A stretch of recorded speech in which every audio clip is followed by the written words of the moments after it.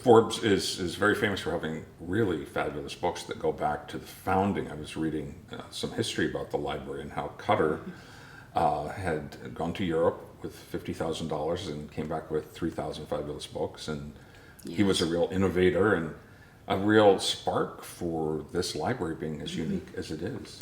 Yes, Cutter really set the tone for Forbes Library in the beginning.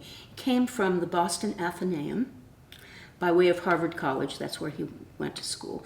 And then he worked for a time at the Boston Public Library. His aunts wanted him to be a Unitarian minister. He threw that over for librarianship because he fell in love with libraries, and in particular, one cataloger who became his mentor.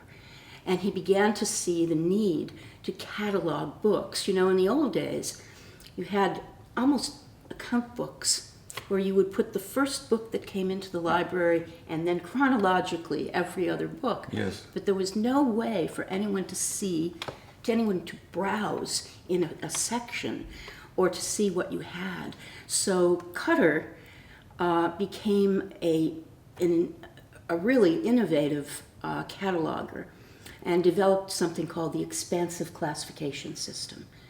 Anything that the mind of man or woman could see in the future can be cataloged through the expansive classification system. And Northampton is fairly unique. I guess there are a couple of other libraries that still use the Cutter classification system. Yes, and it's the basis, really, if you look at it, for the Library of Congress system.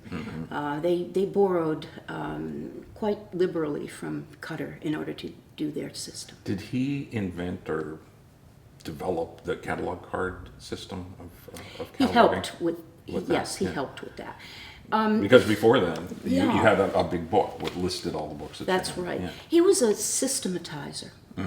What I mean by that is he could look at a series of books and tell the front desk, this one will go out for 2 weeks, this one will go out for 4, based on the size and the width of the book. Yeah.